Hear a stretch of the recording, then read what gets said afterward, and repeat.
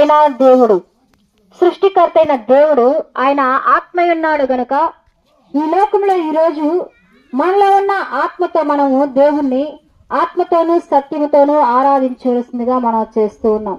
దేనికి ఆత్మతో మనం ఆరాధించాలి, దేనికి ఆత్మతో మనం దేవుని స్తుతించాలి అనేది మనం చూసుకున్నట్లయితే ఈరోజు మనం భూలోకంలో జీవిస్తున్నామంటే అది దేవుని యొక్క కృప.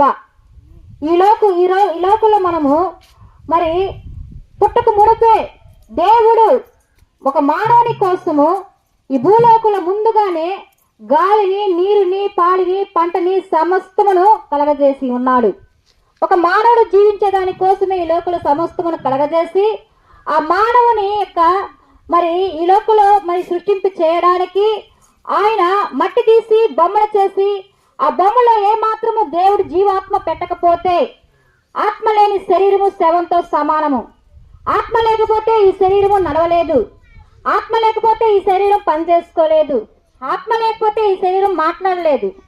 ఈ లోకంలో ఈరోజు మనము ప్రపంచాన్ని చూస్తున్నామన్నా, మన కుటుంబాన్ని మనం పోషించుకుంటున్నామన్నా, మన పని చేసుకుంటున్నామన్నా దేవుడు ఇచ్చిన ఆత్మ మన శరీరంలో ఉంది. ప్రియ సహోదరులారా, మనము జ్ఞాపకం చేసుకోవాలి. కాబట్టి ఆత్మ లేని శరీరం శవం. కాబట్టి ఈరోజు మనం జీవంతో ఉన్నామంటే దేవుడు ఇచ్చిన ఆత్మ మనలో ఉంది. ఆ ఆత్మ అయిన దేవుణ్ణి మనం ఆరాధించాలని దేవుడు ఆయన మనవి చేసుకుంటూ ఉన్నాడు. కానీ మనం ఏం చేస్తూ ఉన్నామంటే సృష్టిలో సమస్తమును మనం ఉపయోగించుకుంటున్నాము, కానీ ఆత్మ ఇచ్చిన దేవుని, సృష్టికర్త అయిన దేవుణ్ణి మనము మరి దూరం అయిపోయి విడిచిపట్టేసి ఆయన దొక్కు పెడుతూ ఉన్నాము. అందుకే అంటున్నారు ఆయన కళ్ళ నుండి కన్నీరు కారుచున్నది అని చెప్తూ ఉన్నారు. ఆజ్ఞ అతిక్రమించడమే పాపం అంట, దేవుని మాట వినకపోవడమే పాపం.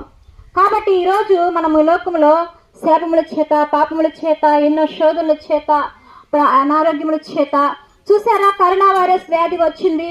అనేక మంది మరి బలైపోతూ ఉన్నారు. మరి శవాలు పూడ్చిపెట్టడానికి కూడా ఈ లోకంలో స్థలం లేకుండా పోయింది. దేనికో తెలుసా?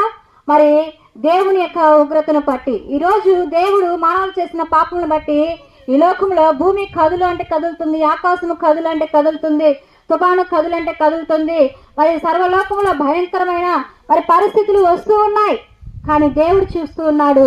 మరి ఇదిగో నా ఉగ్రతకి మానవులు బలైపోవడం నాకు ఇష్టము లేదు కనుక మానవుని యొక్క పాప క్షమాపణ కలగచేయాలి, మానవునికి విడుదల దయచేయాలి.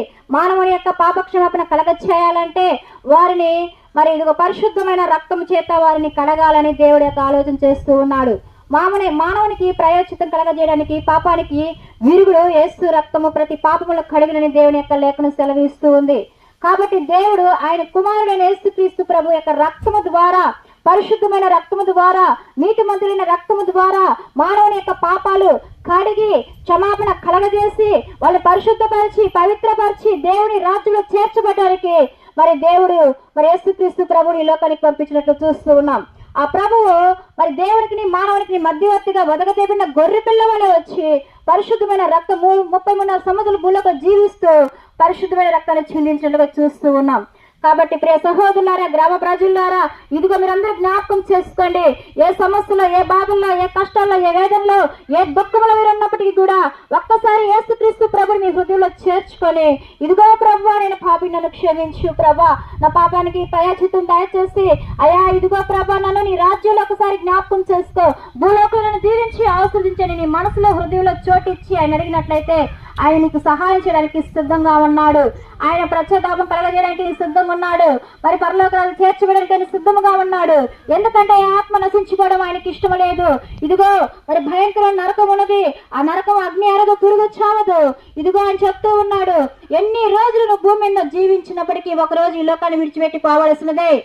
శరీరం అట్లా కలిసిపోతుంది, ఆత్మ దేవుడి దగ్గరికి వెళ్తుంది. పోతే నువ్వు స్వర్గానికన్నా వెళ్ళాలి, నరకానికన్నా వెళ్ళాలి. మంచంలో ఉన్న ముసలాన్ని అడిగినా కూడా ఇదిగో అవును చనిపోతారు ఎక్కడికి వెళ్తావంటే ఎక్కడికమ్మా స్వర్గమే కదా అంటుంది. స్వర్గం ఊరినే వచ్చేస్తుందా? దేవుడి యొక్క దగ్గర పాప క్షమాపణ పొందుకుంటేనే రేపు ఆ పరలోక రాజ్యాన్ని, స్వర్గాన్ని పొందుకోగలుగుతావు. పరలోక రాజ్యం పొందుకోవాలంటే పాప క్షమాపణ పొందుకున్నా నువ్వు పోలేవు. కాబట్టి అందుకే స్వర్గం కావాలంటే నువ్వు యేసుక్రీస్తు ప్రభుని నమ్మాలి, ఆయన రక్తంలో నువ్వు కడగబడాలి. అయితే అందుకే అంటున్నాడు, ఇదిగో ఆ అగ్నిగుండం తప్పించబడ్డానికి ఇదిగో ఒక మార్గం నేను నీకు ఇస్తున్నాను. కాబట్టి నువ్వు మరి మరి యేసు ప్రభు దగ్గర పాపాలు ఒప్పుకొని యేసుక్రీస్తు రక్తంలో కడగబడి ఆ పరలోక రాజును చేర్చబడిన దేవుడికి కోరుచు ఉన్నాడు. యేసుక్రీస్తు ప్రభు మిమ్మల్ని మీ పాప మరి కుటుంబాన్ని దీవించి ఆశీర్వదించును గాక. ఆమేన్. స్తోత్రం స్తోత్రం స్తోత్రం నాయన, స్తుతులకు పాత్రుడా, స్తోత్రార్హుడా, గనుడా, శ్రేష్ఠుడా, మగనమైన తండ్రి, మీ యొక్క బంగారు పాదాలకు వేలాది స్తుతి స్తోత్రాలు వందనాలు చెల్లించుకుంటున్నాను తండ్రి. ఇదిగో ప్రభా నాయన, ఈ క్షణం వరకు మీ కంచిలో కాపులో మమ్మల్ని అందరినీ భద్రపరిచి క్షేమం ఇచ్చి ఈ మోపూరు ప్రాంతానికి నాయన మమ్మల్ని నడిపించి ఈ రీతిగా మిమ్మల్ని స్తుతించుకుంటూ మీ నామాన్ని హెచ్చించుకున్నట్టుకయ్యా నాకు మాకు ఇచ్చిన ఈ గొప్ప యోగ్యతకై మీకు వేలాది కోట్లాది స్తుతి స్తోత్రాలు వందనాలు చెల్లించుకుంటున్నాం తండ్రి. ఇదిగో ప్రభా నాయన, ఈ ప్రాంత వాసులందరినీ జ్ఞాపకం చేసుకోండి. ఈ ప్రాంతంలో ఉన్న పాడి పంటల్ని నాయన, ఉద్యోగస్తుల్ని నాయన, వ్యాపారస్తుల్ని, వ్యాపారాలని అన్నిటినీ కాపాడండి ప్రభా. అయ్యా ప్రతి విషయంలోనూ ప్రభా మీ కృప ఉంచండి అయ్యా. ప్రతి కుటుంబాన్ని పేరు పేరు వంతన జ్ఞాపకం చేసుకోండి. ప్రతి ఒక్కరికి రక్షణ ముద్ర దయచేయండి అయ్యా.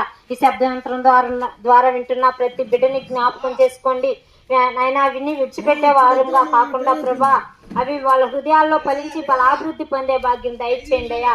మీరే నిజమైన దేవుడు, సత్యమైన దేవుడు అని తెలుసుకొని మీ మార్గంలో ప్రతి ఒక్కరూ నాయన గుర్తెరిగేటట్లు ఆ బిడ్డల హృదయాన్ని మార్చమని వేడుకుంటున్నానయ్యా.